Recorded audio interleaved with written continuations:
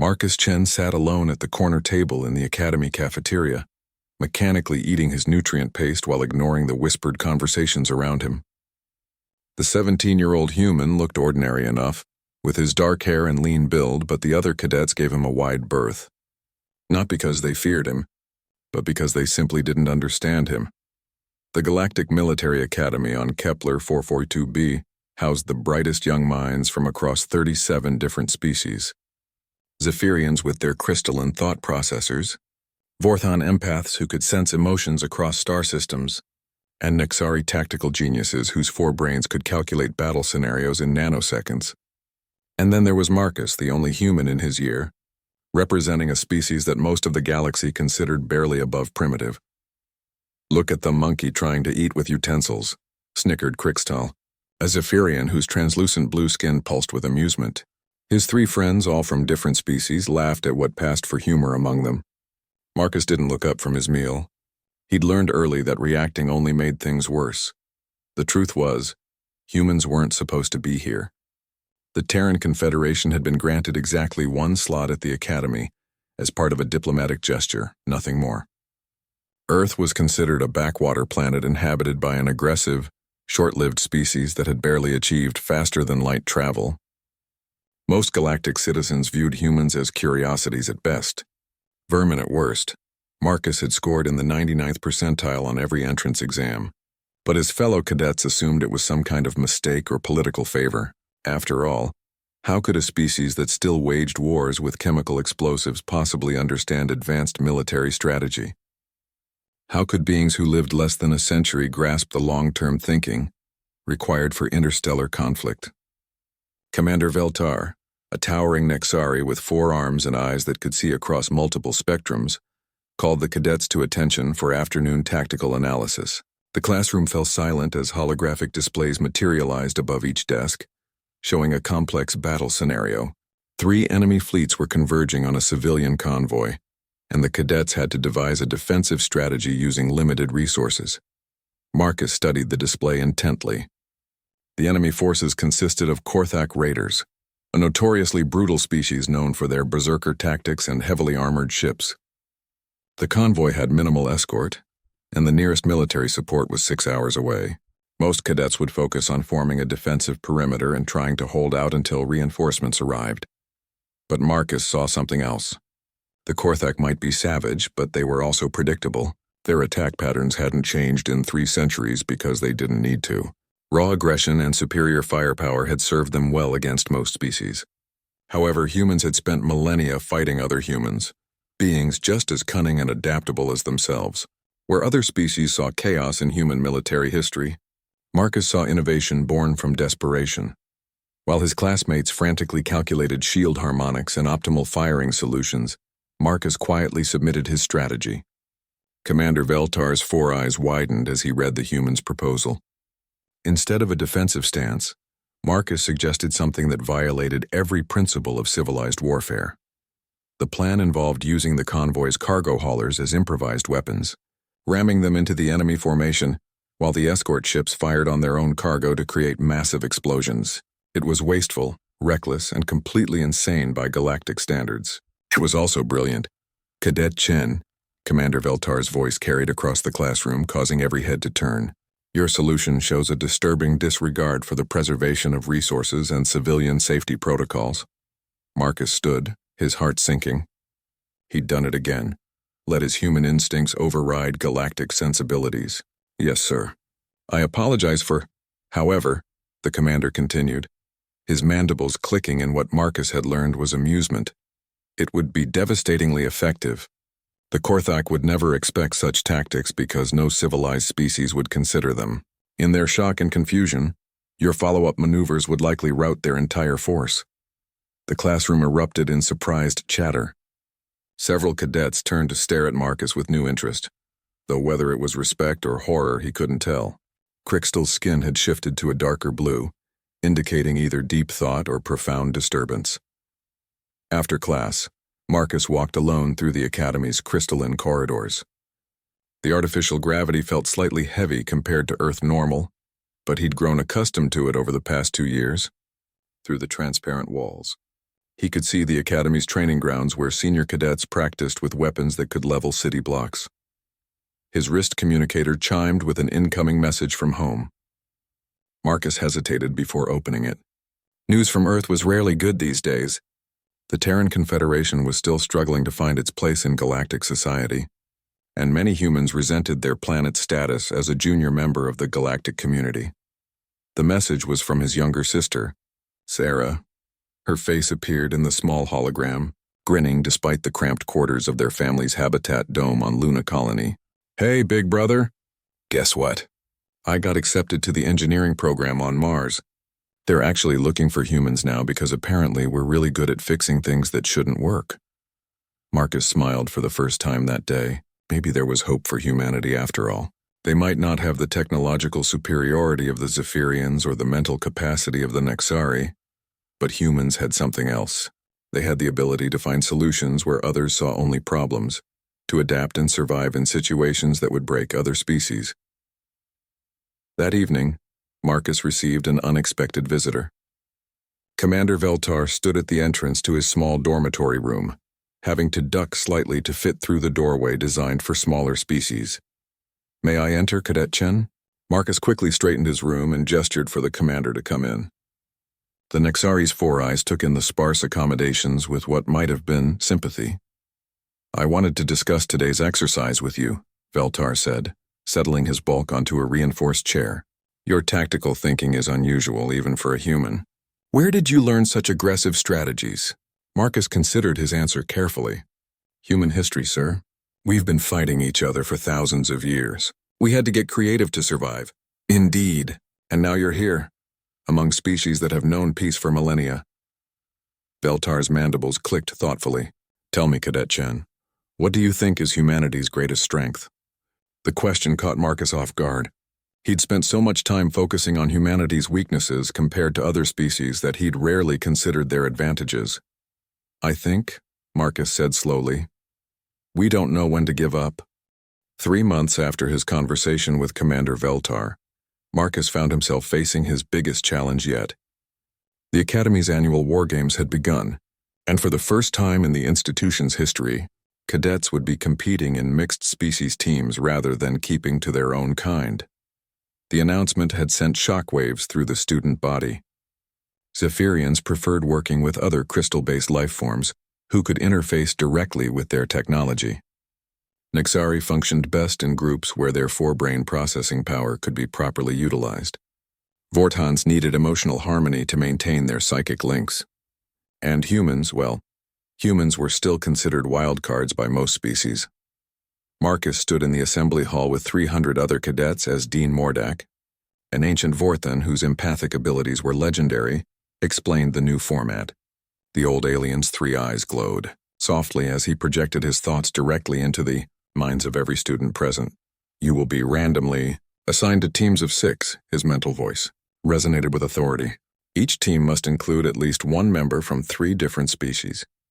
The war games will test not just your tactical abilities, but your capacity to work with beings whose very thought processes are alien to your own." Marcus felt his stomach drop as the randomization algorithm worked its way through the student roster. His name appeared on the main display alongside 5 others. Zeph Krixtal, the same Zephyrian who had mocked him for months. Thyra Blackscale, a draconian whose species was known for their pride and aggression. Komar Swiftwind, a Nexari engineer. Elena Brightwater, a human xenobiology student from Europa Colony. And Vel Whisperwind, a young Vorthon empath. The mix was potentially explosive. Draconians and humans had a complicated history, with several border skirmishes over mining rights. Zephyrians considered themselves intellectually superior to most other species. Nexari were notorious perfectionists who became frustrated with slower thinkers, and Vorthons, while peaceful, could be overwhelmed by strong negative emotions. Their first meeting took place in a cramped strategy room deep within the Academy's War College. Marcus arrived early, hoping to review the mission parameters before the others showed up, but Thyra was already there. The Draconian stood nearly 7 feet tall, her obsidian scales gleaming under the artificial lights. She turned as Marcus entered, her golden eyes studying him with predatory intensity. "So you're the human everyone talks about," she said, her voice carrying the slight hiss that marked her species, the one with the crazy battle plans. "That's me," Marcus replied, trying to keep his voice steady. Draconians respected strength and direct communication, but they were also quick to anger. "Good," Thyra said, surprising him. "I'm tired of all these defensive strategies the others keep proposing. Sometimes you need to hit the enemy where they don't expect it." Before Marcus could respond, the others began filing in. Crystal entered with his usual air of superiority, his crystalline skin pulsing with faint mathematical equations. Komar followed, his 4 arms already manipulating holographic data streams with mechanical precision. Elena came next, offering Marcus a reassuring smile that he gratefully returned. Finally, Vel Whisperwind drifted in, his pale blue skin radiating the calm that all Vorthans cultivated. The mission briefing materialized as a 3-dimensional hologram in the center of the room. Their target was a heavily fortified asteroid mining facility, controlled by simulated enemy forces. Intelligence suggested the facility was being used to develop illegal weapons technology. Their job was to neutralize the threat without causing significant civilian casualties among the miners. Crixtal immediately began calculating approach vectors and shield harmonics, his thought processes visible as flowing equations across his translucent skin. Komar's 4 brains worked in parallel, analyzing defensive systems and potential entry points. Vel projected a sense of calm cooperation, though Marcus could feel the Vorthans' discomfort with the violent nature of their mission. Standard infiltration protocol would suggest a stealth approach, Crixtal announced, his mathematical certainty making him sound pompous. "My calculations show a 67% probability of success if we disable their sensors and communications first. The defensive grid has overlapping coverage zones," Komar added. His primary brain focused on tactical analysis, while his other 3 handled logistics. "We'd need to coordinate simultaneous strikes on 14 different targets to create a viable insertion point." Marcus studied the holographic display, noting details that the others had missed. The asteroid's irregular shape and the mining operations' expansion over decades had created a complex warren of tunnels and chambers. What looked like a fortress from the outside was actually a maze with multiple structural weaknesses. "What if we don't try to sneak in?" Marcus suggested. The room fell silent. Crixtal's equations flickered and died as he turned to stare at the human. Komar's 4 brains seemed to pause in unison. Even Vel's empathic aura shifted to confusion. "Elaborate," Thyra said, her interest clearly piqued. Marcus gestured to the hologram, highlighting the mining shafts that honeycombed the asteroid. "This place wasn't built as a military installation. It's a converted mining operation. All these tunnels and chambers are connected to the original excavation sites. If we could trigger a controlled collapse in the right locations, you want to bury them alive?" Elena asked, her voice carrying a note of horror. "Not bury them, trap them. Look at these maintenance shafts here and here." Marcus highlighted several smaller passages. "These are emergency evacuation routes. If we cut off their main access points while leaving the emergency exits clear, we force them to abandon their positions without killing anyone." Crixtal's skin began pulsing again as he ran new calculations. The structural stress patterns would be incredibly complex. You'd need to place charges with mathematical precision to avoid a total collapse. "Which is where you come in," Marcus said. "Your computational abilities could calculate the exact placement and timing we'd need." Komar's 4 arms began moving in complex patterns as his brains processed the idea. The engineering challenges would be significant but not impossible. "We'd need specialized mining equipment to place the charges." "I can handle that," Elena said, her earlier horror replaced by professional interest. "I've worked in the asteroid belt. I know how to make mining charges do exactly what you want them to do." Vel's empathic projection shifted to something like admiration. "The plan shows creativity and compassion. No unnecessary death but effective neutralization of the threat." Thyra's golden eyes gleamed with approval. "It's bold, unpredictable, and uses the enemy's own infrastructure against them. I like it." Over the next several hours, their diverse skills began to mesh in ways Marcus had never experienced. Crixtal's mathematical precision provided the foundation for their calculations. Komar's engineering expertise refined the technical aspects. Elena's practical experience with mining operations filled in crucial details. Vel's empathic abilities helped coordinate their efforts and maintain team harmony. Thyra's tactical knowledge shaped their contingency plans, and Marcus found himself serving as something he'd never expected to be, the glue that held it all together. His human adaptability allowed him to understand and translate between the different species' approaches to problem-solving. When Krikstal's mathematical perfectionism clashed with Elena's practical improvisation, Marcus found common ground. When Komar's methodical planning frustrated Thyra's desire for action, Marcus suggested compromises that satisfied both.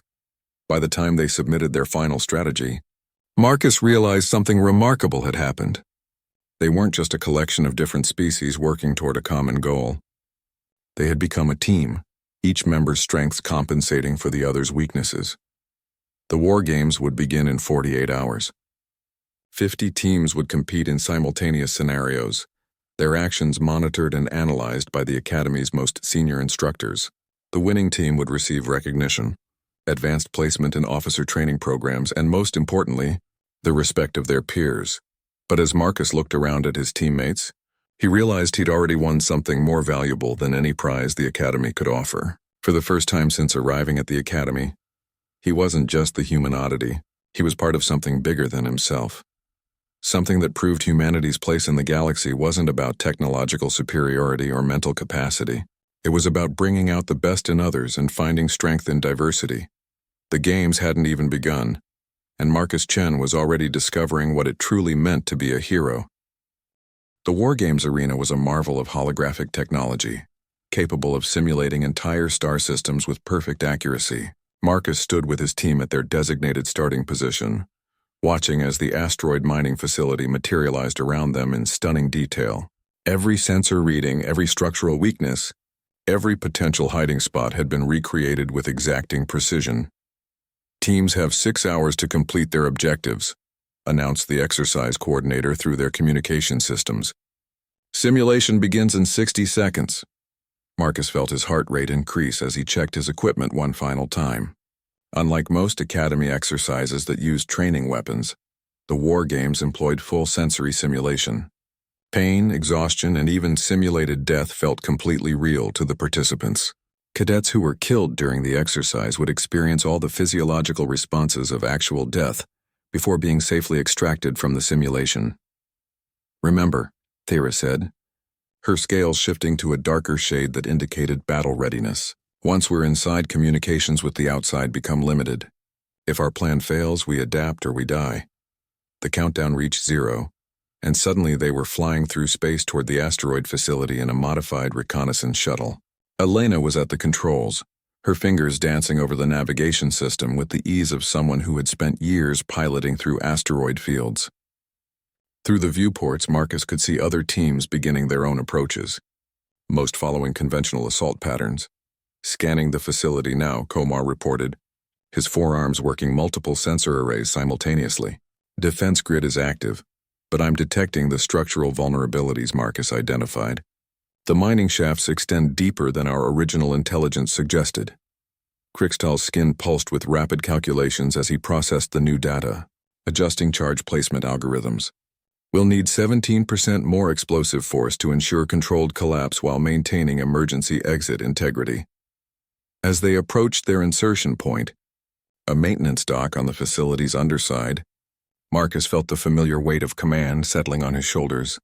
It was strange how naturally his teammates had begun looking to him for final decisions, despite their superior abilities in their respective fields. Perhaps it was because humans were used to making life-or-death choices with incomplete information, while other species preferred to analyze until they achieved certainty.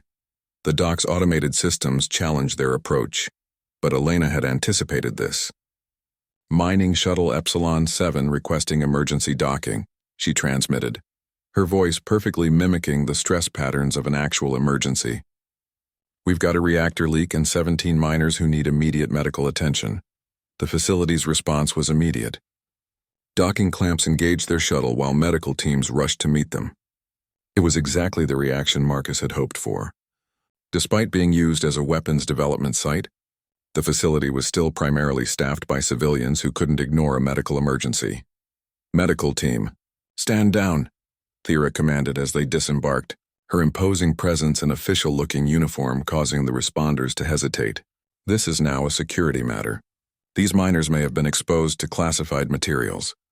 While Thyra distracted the medical team with bureaucratic confusion, the rest of the team moved toward their primary objectives. Marcus and Vel headed for the main computer core to upload a virus that would disable the facility's weapons research, while Elena, Komar, and Crystal began placing the mining charges that would force evacuation. The facility's interior was a maze of converted mining tunnels and hastily constructed laboratories. Marcus had studied the layout for hours, but experiencing it firsthand was different. The artificial gravity fluctuated between different sections, and the atmospheric mix varied depending on which species had designed each area. "I'm detecting elevated stress patterns from the civilian population," Vel whispered as they moved through a crowded marketplace area where off-duty miners gathered. "They're afraid of something, but it's not us. There's a deeper fear here." Marcus felt it too, though his human senses weren't as attuned to emotional currents as Avorthan's. The miners they passed seemed jumpy, avoiding eye contact and speaking in hushed tones. This wasn't the behavior of people working on a routine weapons development project. They reached the computer core without incident, finding it guarded by a single Nexari technician who seemed more interested in his personal datapad than security protocols. Marcus had expected heavier protection, which immediately put him on alert. "Something's wrong," he murmured to Vel as they approached the guard station. "This is too easy." Before Vel could respond, alarms began blaring throughout the facility. Emergency lighting bathed the corridors in harsh red light while automated announcements echoed from hidden speakers. "Attention all personnel. This facility is now under quarantine protocols. Report to designated safe zones immediately. This is not a drill." The Nexari guard looked up from his datapad with genuine confusion and fear. "Quarantine? What quarantine? We weren't scheduled for any biological containment exercises." Marcus felt ice forming in his stomach as the implications hit him. This wasn't just a weapons development facility. They were working on something biological, something dangerous enough to trigger emergency containment protocols, and his team had just walked into the middle of it. His communicator crackled with Elena's voice, distorted by interference. "Marcus, we've got a problem. The charges are in place, but I'm reading massive biocontainment systems throughout the facility. Whatever they're developing here, it's designed to be released into a planetary atmosphere. Can you identify the agent?" Marcus asked, helping Vel access the computer terminals while keeping an eye on the increasingly agitated guard. "Negative. The containers are too heavily shielded. But Marcus, the delivery systems we're seeing, they're not for battlefield deployment. These are designed for civilian population centers." The full horror of the situation became clear as Vel's empathic abilities picked up emotional resonances from throughout the facility. "There are people here who are terrified," he reported, his calm Vorthan demeanor cracking slightly. "Not just afraid of being caught, but afraid of what they've created. Some of them want to destroy it, but they're being forced to continue by others." Marcus made a decision that would have horrified his instructors. Instead of following their original plan to disable the facility and extract, he chose to escalate. "Elena, forget the controlled collapse. Can you trigger a complete destruction of the biological research areas?" "Are you insane?" Crystal's voice came through the communicator, his mathematical certainty replaced by digital panic. "The contamination protocol suggests that destroying those containment systems could release whatever they're developing. And leaving them intact guarantees it gets used against innocent people," Marcus replied, accessing the computer system with Vel's help. The files they found confirmed his worst fears. The biological agent was designed to target specific genetic markers found in human populations. It was a genocide weapon, pure and simple. "Thyra, we need you to start full evacuation procedures now," Marcus commanded. "Get every civilian off this station. Elena, I need you to program those charges for maximum destructive effect, but delayed detonation. We're going to blow this place completely." "Marcus," Elena's voice was tight with stress, "if we destroy the containment systems while the biological agent is still active, the explosion could spread it across half the solar system.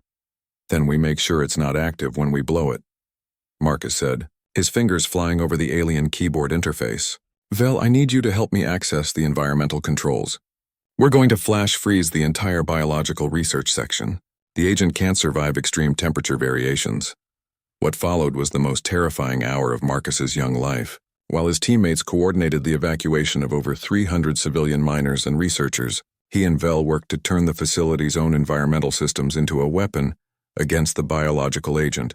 The computer core required constant input from both of them, Vel's empathic abilities allowing him to interface directly with the Vorthan-designed systems, while Marcus provided the creative problem-solving that kept them ahead of the facility's automated security measures.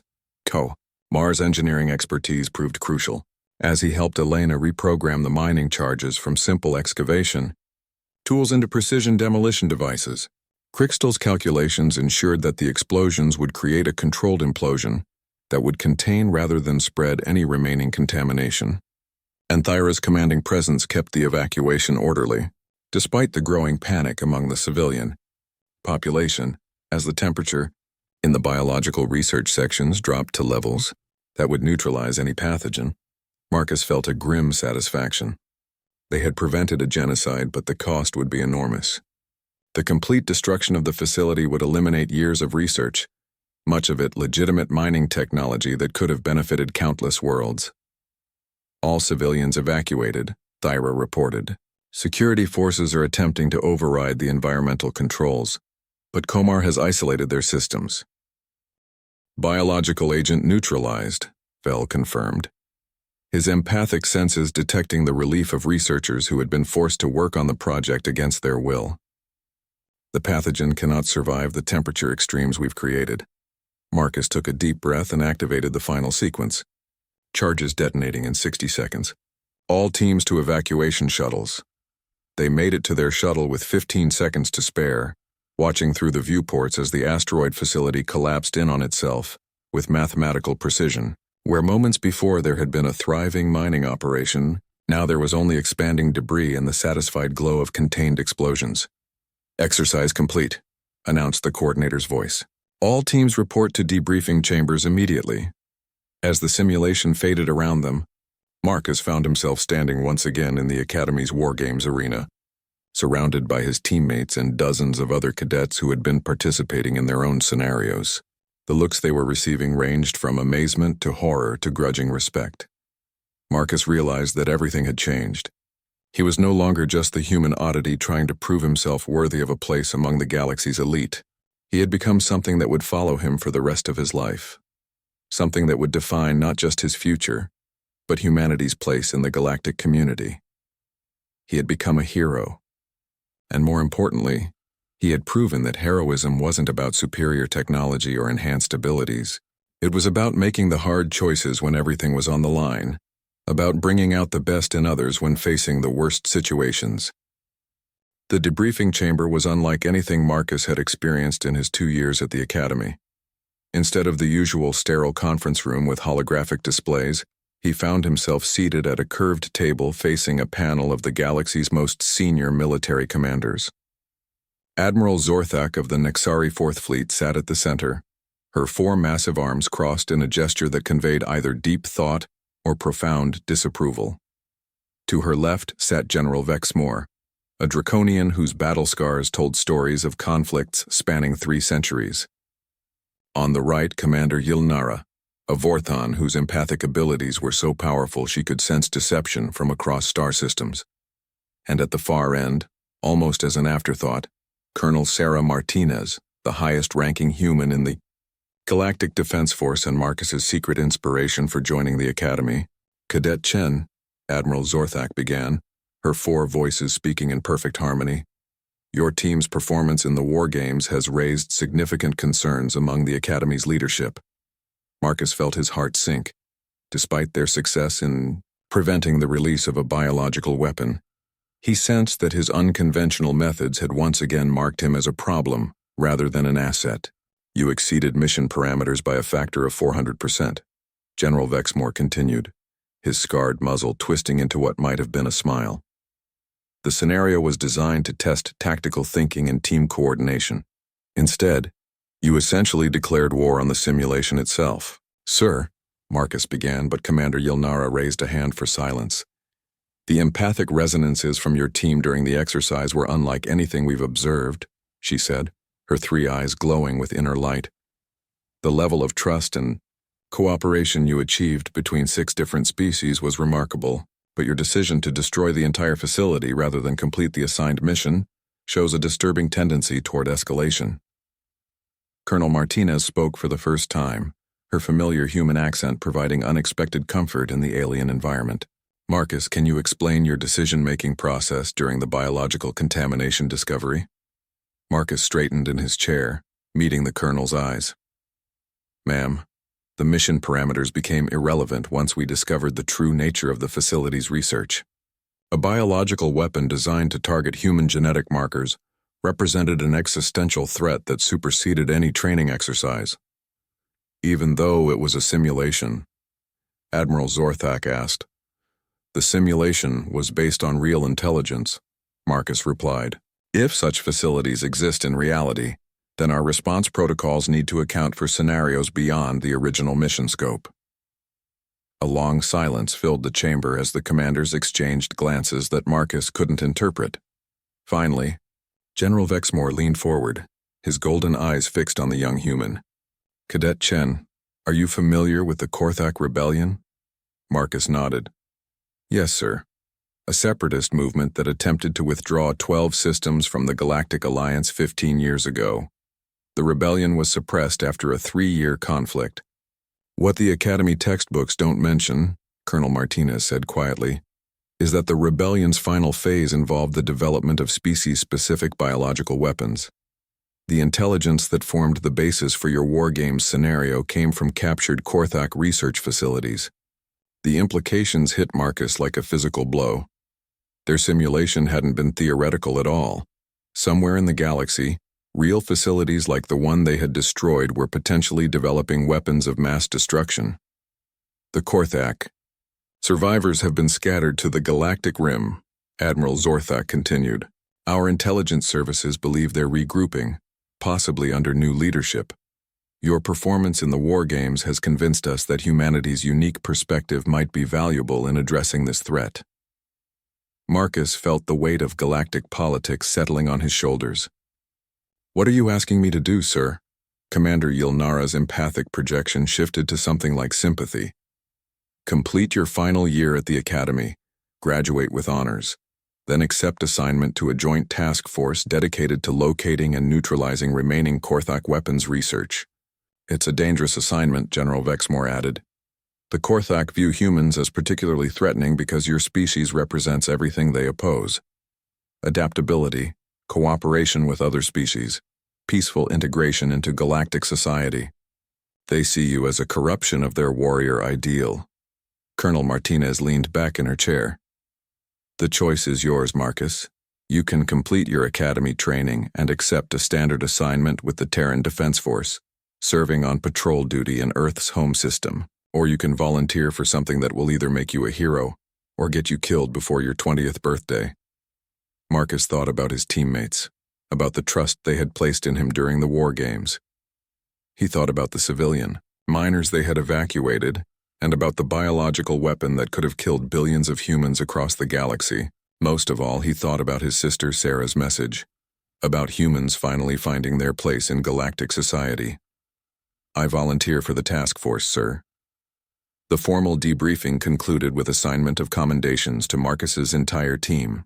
Their innovative tactics and successful cooperation between species would become case studies for future academy classes.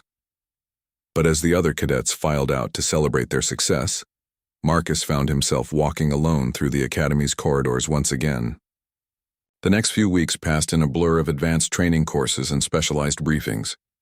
Marcus learned about Korthak culture, their warrior codes, and their deep hatred for species they viewed as weak or corrupted.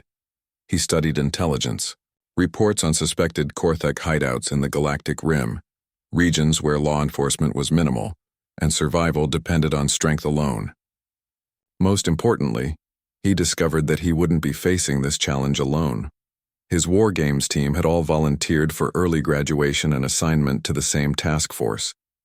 Elena's expertise with asteroid mining operations, Komar's engineering skills, Crixtal's computational abilities, Vel's empathic talents, and Thyra's tactical knowledge would all be essential for their mission.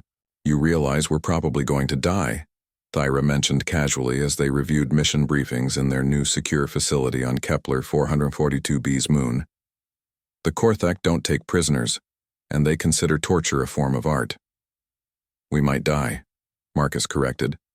But if we don't try, then definitely other people will die. Billions of them, potentially.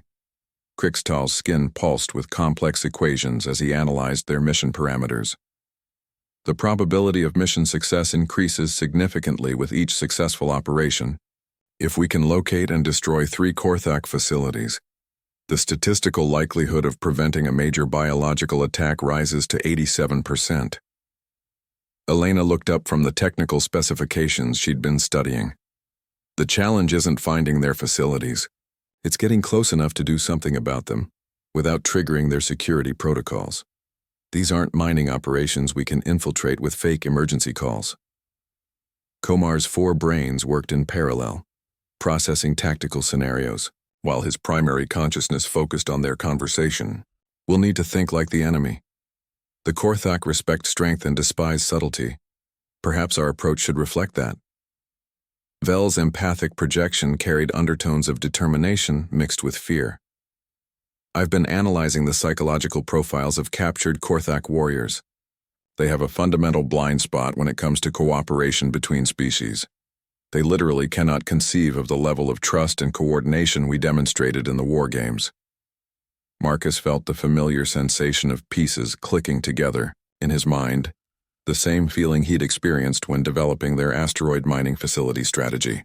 What if we don't try to sneak up on them at all? What if we walk right up to their front door and knock? The suggestion earned him 5 sets of stares ranging from confusion to concern for his mental health. Thyra was the first to understand. You want to challenge them directly, present ourselves as a threat worthy of their attention. Exactly. The Korthak are warriors first and scientists second. If we approach their facilities as fellow warriors seeking honorable combat, their, cultural programming will override their security protocols. Elena shook her head in amazement. You want to fight our way into secret biological weapons facilities? That's either brilliant or completely insane. With our luck, Komar observed, it's probably both. Their first mission briefing came 3 days later. Long-range scouts had identified a suspected Korthak research facility on an abandoned mining world in the Vega system. The facility appeared to be heavily fortified and completely isolated, making conventional infiltration impossible. As Marcus reviewed the intelligence reports with his team, he realized that his days as a school outcast were truly over. Whether he succeeded or failed in the missions ahead, he would forever be remembered as the human who dared to take the fight directly to humanity's enemies. The war games had been preparation. The real war was about to begin, and Marcus Chen was no longer running from his destiny as a hero. He was running toward it at full speed, with the best friends he'd ever made by his side and the survival of countless innocent beings, depending on success. The journey to the Vega system took 18 days aboard the GDF Corvette Resolution, a sleek vessel designed for rapid deployment of special operations teams. Marcus spent most of the trip in the ship's cramped training bay, drilling with his teammates on assault tactics and emergency procedures. The closer they got to their destination, the more real their mission became. Captain Mordun, a grizzled Nexari veteran with 3 of his 4 arms replaced by military cybernetics, briefed them on their final approach to the target world. The abandoned planet, designated Vega 7, had been strip-mined for rare minerals, decades ago before being left to the void when the deposits ran dry. Long-range scans confirmed significant energy signatures from the planet's northern hemisphere, the captain reported, his remaining organic arm manipulating holographic displays while his cybernetic limbs worked the ship's controls. The Korthak have established their facility inside one of the old mining complexes, approximately 2 kilometers underground. Marcus studied the tactical display with growing concern. The facility was even more isolated than their intelligence had suggested, accessible only through a single heavily fortified entrance tunnel. Any direct assault would face overwhelming defensive fire from prepared positions. What about their supply lines? Elena asked, her experience with asteroid mining operations making her focus on logistics. They need food, materials, communication with the outside. There has to be some way in besides the main entrance. Crixtal's skin pulsed with rapid calculations as he analyzed the planetary data. Negative. The facility appears to be completely self-sufficient. They're using geothermal power from the planet's core and recycling all consumable materials. Communication is maintained through encrypted quantum entanglement transmitters that can't be intercepted or traced. Thyra's scales shifted to a darker shade, indicating her rising battle readiness. So we fight our way in through the front door. It's what they'll expect from Korthak raiders anyway. The problem is that we're not Korthak raiders, Vel pointed out, his empathic senses detecting the growing tension among the team. We don't have their weapons, their ships, or their willingness to accept massive casualties in frontal assaults. Komar's forebrains worked through tactical possibilities while his arms prepared equipment checks. Perhaps we don't need to be Korthak raiders. Perhaps we need to be something they fear more. Marcus felt the familiar spark of inspiration, the same creative problem-solving that had gotten him through the Academy war games. What do the Korthak fear most? Nothing, Thyra said immediately. It's against their warrior code to show fear. No, Marcus said slowly, pieces clicking together in his mind. They're terrified of one thing, obsolescence. The galaxy has moved beyond their warrior culture. Most species solve conflicts through negotiation and cooperation now. The Korthak are becoming irrelevant, and they know it. Elena's eyes widened as she understood where Marcus was heading. You want to make them think we represent the future they're trying to prevent. Exactly. We walk up to their facility and demand entry. Not as raiders or infiltrators, but as representatives of the new galactic order. We tell them we're here to shut them down because their kind of warfare is no longer acceptable. Crixtal's mathematical certainty wavered as he tried to calculate the probability of success. The psychological variables are too complex to analyze accurately. Their response could range from immediate surrender to berserker rage. Which is why we need to be prepared for both, Marcus said, turning to Captain Morden. Sir, I need you to modify our dropship's configuration. Instead of stealth insertion, I want maximum visibility. Full military markings, active sensor broadcasting, the whole package. The captain's cybernetic eyes whirred as they focused on Marcus.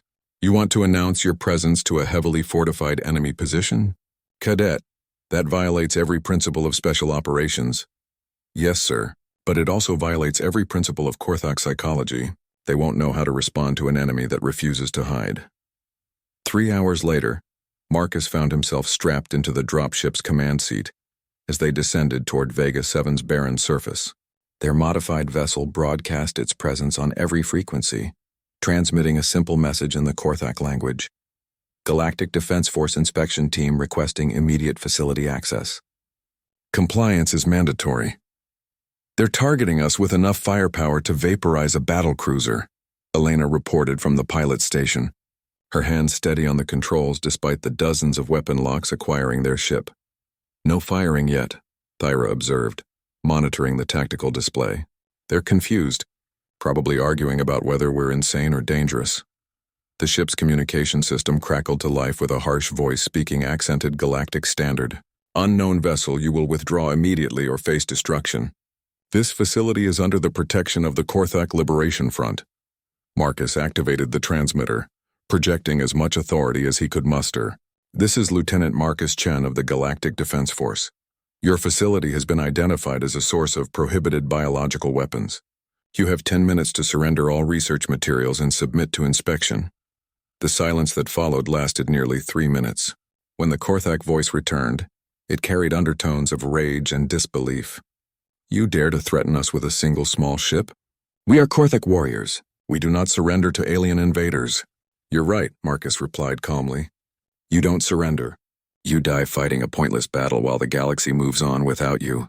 Is that really how you want the Korthak Liberation Front to be remembered? Another long silence. Marcus could imagine the heated debates taking place in the facility below. Warriors torn between their cultural programming and the unprecedented situation they faced. Land at the designated coordinates. The voice finally growled. You will be given the honorable death you seek. The dropship touched down on a barren plain 2 kilometers from the facility entrance, exactly where the Korthak had specified. As they disembarked, Marcus could see defensive positions carved into the rocky landscape, each one bristling with weapons that could reduce their small team to atoms in seconds. I count at least 40 visible gun positions, Komar reported, his enhanced sensors sweeping the area. Probable troop strength of 200 to 300 warriors, and they're all pointed at us, Vel added, his empathic senses overwhelmed by the sheer hostility radiating from the hidden defenders. A delegation of Korthak warriors emerged from the facility entrance, their powered armor gleaming in the weak sunlight of the distant star. They moved with the fluid grace of predators, weapons ready but not yet raised. At their head walked a massive figure whose armor bore the scars of countless battles. "I am War Chief Gralthok," the leader announced, his voice carrying across the barren landscape without amplification. "You have shown courage in coming here, but courage alone will not save you from the fate you have chosen." Marcus stepped forward, his human form dwarfed by the towering Korthak warriors, but refusing to show intimidation. "War Chief, I'm here to offer you a choice. Surrender your biological weapons research and accept relocation to a warrior colony where your people can live according to their traditions, or face the consequences of threatening genocide against innocent populations." Gralthok's laugh was like grinding metal. "You offer us exile in exchange for our surrender? What makes you think 6 younglings can enforce such terms against 300 seasoned warriors?" "Because we represent something you can't fight," Marcus replied. "We represent change, evolution, the future of galactic civilization. You can kill us, but more will come, and they'll keep coming until your kind of warfare becomes nothing but a historical footnote." The war chief's helmet retracted, revealing a scarred face with burning orange eyes. "You speak of change as though it were inevitable. But change can be stopped. Change can be reversed. That is why we developed the biological agents you seek to destroy." "To kill every human in the galaxy?" Elena asked, her voice carrying across the rocky plain. "To remove the infection your species represents," Gralthok replied without hesitation. "Humans contaminate everything they touch with their weakness, their cooperation, their refusal to embrace the purity of conflict. You have corrupted proud warrior races, turned them into diplomats and merchants." Marcus felt his team's reaction to the war chief's words. Anger from Thera at the insult to her people's warrior heritage. Confusion from Krixtal at the rejection of logical problem-solving. Sadness from Vel at the depth of hatred they faced. Determination from Elena and Komar to prove the strength found in cooperation. "You're right about one thing," Marcus said, his voice carrying a calm certainty that seemed to echo across the barren landscape. "We have changed the galaxy. We've shown species that strength doesn't come from conquest or domination. It comes from working together, from bringing out the best in each other, from refusing to accept that conflict is the only way forward." He gestured to his teammates, each representing a different species, all united in common purpose. "This is what you're really afraid of. Not humans specifically, but what we represent. The possibility that your entire worldview is wrong." War Chief Gralthok's hand moved to his weapon. Around the facility, Marcus could sense hundreds of warriors preparing for the battle they had trained for their entire lives. "Then let us settle this the old way," Gralthok declared. "Trial by combat. You're 6 against our chosen champions. If you win, we will consider your demands. If you lose, your deaths will serve as an example to others who would threaten the Korthak way." Marcus looked at his teammates, seeing determination in every face. They had known this moment would come eventually. All their training, all their preparation, had led to this confrontation between the old galaxy and the new. "We accept," Marcus said, his voice carrying across the battlefield where the future of galactic civilization would be decided. The trial ground was a natural amphitheater carved from black volcanic rock, surrounded by towering cliffs that provided perfect vantage points for the Korthak spectators. Ancient warrior traditions demanded that such challenges be witnessed by the entire tribe, and Marcus could see hundreds of armored figures taking positions on the rocky ledges above.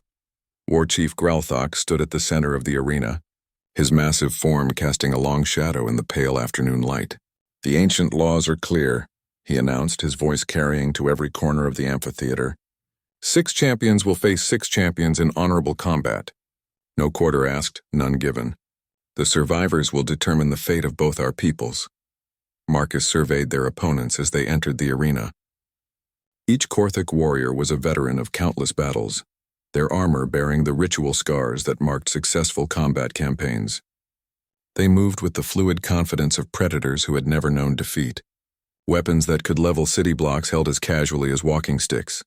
"Remember, Marcus whispered to his team as they took their positions. "They're expecting us to fight like them. Individual combat, warrior against warrior. That's not who we are."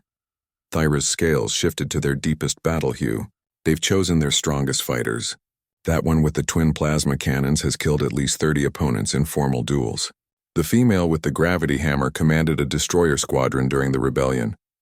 Krikstal's skin pulsed with rapid calculations. Probability of survival in individual combat, 12%. Probability of mission success, 4%. Recommendation: implement alternative strategy immediately. "Working on it," Elena muttered, checking her equipment for the third time. Her mining charges had been modified with Komar's help, transformed from excavation tools into something far more versatile. Vel's empathic projection carried undertones of fear mixed with determination. "I can sense their confidence.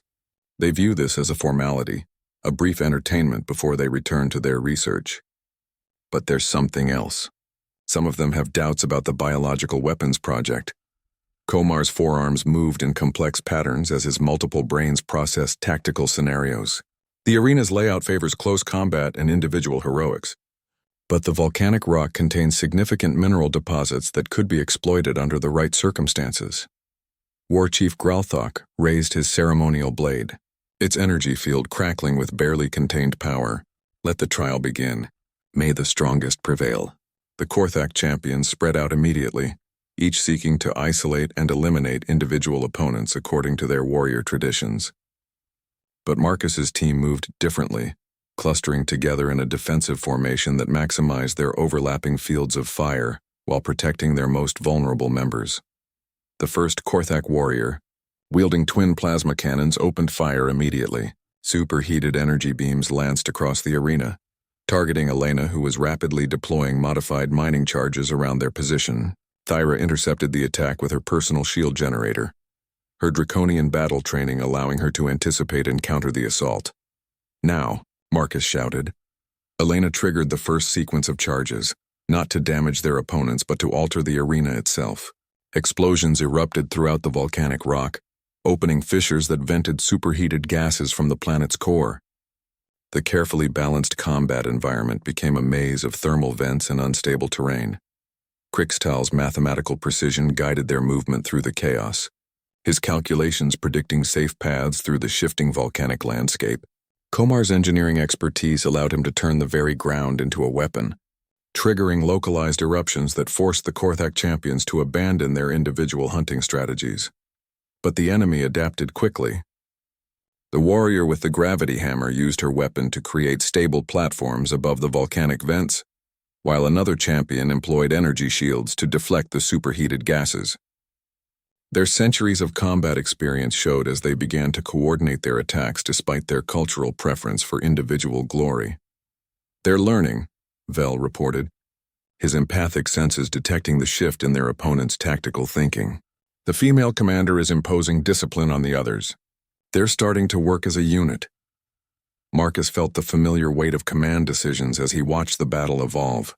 His team's unconventional tactics had given them an initial advantage, but the Korthak warriors were too experienced to be defeated by environmental manipulation alone. They needed something more, something that would exploit the fundamental difference between their worldviews. "Elena, can you access the facility's geothermal tap from here?" She looked up from her portable scanner, sweat beading on her forehead from the arena's rising temperature. "Maybe, if I can reach the main conduit that feeds their power systems. But I'd need to get within 50 meters of the arena's edge." "Do it." Everyone else were going to give her the distraction she needs. What followed was the most desperate fighting of Marcus's young life. Thyra met the Korthak champions head-on, her draconian heritage allowing her to match their physical prowess, while her academy training gave her tactical advantages they hadn't expected. Krikstal used his computational abilities to predict and counter their attack patterns, his mathematical certainty creating brief openings that his teammates could exploit. Komar became a one-alien support system, his 4 arms providing covering fire, emergency medical aid, environmental monitoring, and tactical coordination simultaneously. Vel's empathic abilities proved crucial as he sensed their opponent's intentions moments before they acted, allowing the team to stay one step ahead of warriors who had never faced such coordinated resistance. But it was Marcus who provided the leadership that held everything together. He moved through the chaos of battle not as the strongest fighter or the smartest tactician, but as the focal point that allowed 5 very different individuals to function as a perfect unit. His human adaptability allowed him to shift strategies instantly as circumstances changed, while his refusal to accept defeat inspired his teammates to exceed their own limitations. Elena reached the geothermal conduit just as the Korthak champions began to gain the upper hand. The warrior with twin plasma cannons had cornered Krixtal against a wall of volcanic rock, while the gravity hammer wielder prepared to crush Komar under several tons of stone. The battle was seconds away from becoming a massacre. "Geothermal tap accessed," Elena announced. "Marcus, I can overload their entire power system, but it'll create a chain reaction that could destabilize half the facility." Marcus didn't hesitate. "Do it." The eruption that followed was unlike anything the arena had ever witnessed. Superheated gases exploded from every fissure in the volcanic rock, while the facility's own power systems overloaded in a cascade of electrical failures. Emergency lighting bathed the arena in strobing red light, as alarms wailed from the depths of the underground complex. But instead of pressing their advantage, Marcus did something that shocked every Korthak warrior present. He called for a ceasefire. "War Chief Gralthak," he shouted over the chaos, "your power systems are failing. The biological containment protocols are compromised. If those agents are released into the atmosphere, they'll kill everyone on this planet, including your own people." The Korthak leader's expression shifted from battle rage to horrified understanding. The biological weapons his scientists had developed were stored in temperature-controlled containment systems that depended on the facility's main power grid. Without environmental controls, the agents would become airborne within minutes. "All warriors cease combat," Gralthak commanded. "Emergency containment protocols immediately." The arena fell silent except for the wailing alarms and the hiss of escaping gases. Korthak warriors who moments before had been trying to kill Marcus's team now looked to them for help in preventing a catastrophe that would claim thousands of lives. "Komar, can you interface with their emergency systems?" Marcus asked. The Nexari engineer was already moving, his forearms dancing over alien control interfaces as he worked to stabilize the failing containment protocols. "I can hold the primary systems for maybe 20 minutes, but the biological agents will need to be permanently neutralized or relocated." Elena stepped forward, her mining expertise suddenly the most valuable skill on the planet. "I can modify the geothermal system to flash freeze the entire storage area. It'll destroy the research, but it'll also neutralize the biological agents permanently." War Chief Gralthak stared at the young human, who had just offered to save the lives of his people despite being locked in mortal combat moments before. "Why? Why would you help us after what we tried to do?" Marcus met the warrior's gaze steadily. "Because that's what cooperation means. We work together to solve problems, even when we disagree about everything else. That's the future we're offering, War Chief. Not the destruction of your people, but the chance to be part of something bigger than individual strength or species loyalty." The next hour transformed the arena from a battleground into a collaborative workspace. Marcus's team worked alongside Korthak engineers and scientists to neutralize the biological weapons while preventing a catastrophic containment breach. Thyra's combat skills proved invaluable for accessing damaged areas of the facility, while Vel's empathic abilities helped coordinate rescue efforts for trapped personnel. When the crisis finally passed, War Chief Gralthak stood once again at the center of the arena. But this time, his expression carried something Marcus had never expected to see from a Korthak warrior: respect.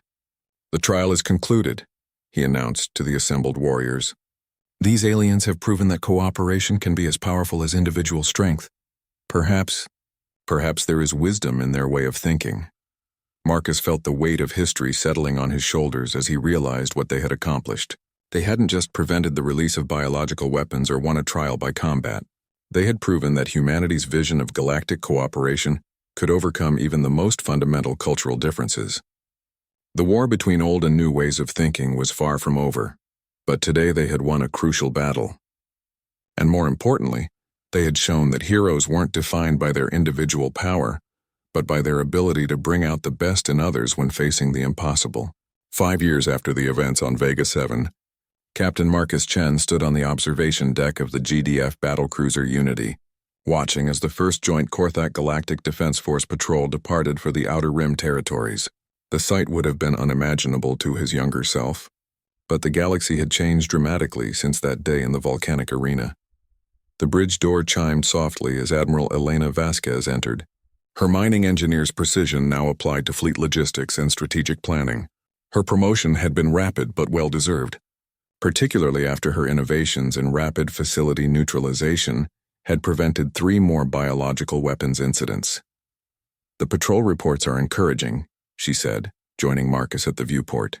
"Commander Grauthok's squadron has integrated remarkably well with our standard tactical doctrines, though they still prefer more aggressive solutions than our other units." Marcus smiled at that. The former war chief had proven to be one of their most valuable allies once he accepted that strength could be measured in ways beyond individual combat prowess. His transition from warlord to military commander hadn't been smooth, but it had been genuine. "Any word from the others?" Marcus asked. Komar finished his latest engineering project ahead of schedule. The new rapid deployment containment systems are already being installed on all frontier patrol ships. Krixtal's tactical prediction algorithms have improved our mission success rates by 37%. And Val's empathic negotiation techniques have resolved 14 separate conflicts without a single casualty. The success of his former teammates filled Marcus with pride, but also with a profound sense of completion. They had all found their places in the new galaxy they had helped create, using their unique talents to build bridges between species that had once viewed each other with suspicion or hostility. "What about Thyra?" Marcus asked. Elena's expression grew more complex. "She's commanding the Draconian Guard's new diversity initiative, teaching young warriors from her homeworld how to work with other species without compromising their own cultural values. It's challenging work." Marcus understood the diplomatic understatement. Thyra had volunteered for one of the most difficult assignments in the galaxy, trying to convince her own people that cooperation didn't equal weakness. The fact that she was making progress at all was a testament to her extraordinary dedication. The communication system activated with a priority signal from Galactic Defense Force headquarters. Admiral Zorthak's four-armed form materialized in the holographic display, her expression carrying the weight of significant news. "Captain Chen, Admiral Vasquez, we have a situation that requires your immediate attention. Long-range scouts have detected massive energy. Signatures from the Andromeda contact zone. The signals match theoretical predictions for extragalactic civilization technology." Marcus felt his heart rate increase. Humanity's first contact with galactic civilization had been challenging enough. The prospect of encountering an entirely alien galaxy's representatives was both thrilling and terrifying. "What's our mission, Admiral?" he asked. "You're being assigned to lead the First Contact Task Force. Your experience with cultural integration and cooperative tactics makes you the logical choice to represent galactic civilization in this encounter." Elena stepped forward. "Admiral, with respect, wouldn't a more senior officer be appropriate for such a significant diplomatic mission?" Admiral Zorthak's 4 voices carried undertones of amusement. "Admiral Vasquez, Captain Chen has successfully negotiated peaceful resolutions with 17 different hostile species, including groups that had been at war for centuries. His methods have become standard doctrine throughout the Defense Force. More importantly, he has proven that true strength comes from bringing out the best in others, regardless of their species or cultural background." The weight of the assignment settled on Marcus's shoulders, but this time it felt familiar rather than overwhelming. He had learned to trust in the abilities of those around him, to see challenges as opportunities for cooperation, rather than obstacles to overcome through individual effort. "I'll need my team," Marcus said. "Already approved. The Unity has been refitted with the latest diplomatic and scientific equipment. You'll also be carrying cultural specialists from 12 different species, including several Korthak warriors who volunteered for the mission." After the communication ended, Marcus and Elena stood in comfortable silence, watching the stars wheel slowly past the observation port. The galaxy that had once seemed impossibly vast and hostile now felt like home, filled with friends and allies who had learned to work together despite their differences. "Any regrets?" Elena asked softly. Marcus considered the question seriously. His path from Academy Outcast to Galactic Hero had been filled with dangers and hardships that would have broken many people. He had seen friends injured, enemies defeated, and entire civilizations transformed by the choices he and his team had made. None, he said finally. Every challenge, every failure, every moment of doubt led us to this. We proved that humanity's place in the galaxy isn't about being the strongest or the smartest. It's about showing others that cooperation can accomplish things that no individual species could achieve alone. 3 days later, the Unity departed for the Andromeda contact zone, carrying representatives from every major species in the galaxy. The crew worked with the seamless efficiency that had become the hallmark of integrated galactic forces, different species contributing their unique strengths to common goals. As they approached the mysterious energy signatures, Marcus found himself thinking about his younger self, the lonely human cadet who had struggled to find acceptance among species that viewed his people as primitive newcomers. That young man could never have imagined the transformation that was possible when different perspectives worked together toward shared objectives. The first scans of the extragalactic visitors revealed technology beyond anything in their databases, but also something more important. Signs that the newcomers were as diverse as their own galactic civilization. Multiple ship designs, different energy signatures, varying communication protocols. They weren't facing a monolithic alien empire, but another community of cooperative species, Captain, reported Lieutenant Zixtal, Krixtal's younger sibling who had followed his path into tactical analysis. I'm detecting response patterns to our greeting signals.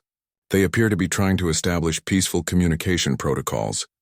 Commander Gralthok's voice carried across the bridge from the tactical station. No aggressive posturing, no territorial displays. These aliens approach with the same cooperative spirit we've learned to value. Marcus smiled as he realized what they were witnessing. The principles his team had fought to establish, the vision of galactic civilization based on cooperation rather than conquest, had apparently evolved independently in another galaxy entirely. They weren't facing an alien threat, but potential new friends who shared similar values.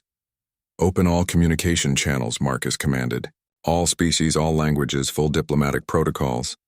Let's show them what galactic cooperation looks like. As the first tentative exchanges began between two galactic civilizations, Marcus reflected on the journey that had brought him to this moment. From school outcast to war hero to galactic ambassador, his path had been shaped by the understanding that true strength came not from individual achievement, but from inspiring others to exceed their own limitations. The academy had taught him tactics and strategy, but his friends had taught him something more valuable, that heroism wasn't about being the strongest or the smartest person in the room. It was about being the person who helped everyone else become stronger and smarter, who found ways to turn diversity into unity without sacrificing what made each species unique. Standing on the bridge of the Unity, surrounded by friends and colleagues from across the galaxy, watching as two civilizations took their first steps toward mutual understanding, Marcus Chen finally understood what it truly meant to be human in a vast and wondrous universe. Humanity's greatest gift to the galaxy hadn't been their technology or their military prowess. It had been their demonstration that cooperation, friendship, and mutual respect could overcome any obstacle, bridge any divide, and create possibilities that no single species could achieve alone. The war between old and new ways of thinking was over. The age of galactic cooperation had begun, and at its heart was a simple truth that a lonely human cadet had learned in the most unlikely place. That heroes aren't born. They're made, one friendship at a time, one challenge at a time, one choice to help others be their best selves at a time. The future stretched ahead of them, bright with possibilities that could only be achieved together.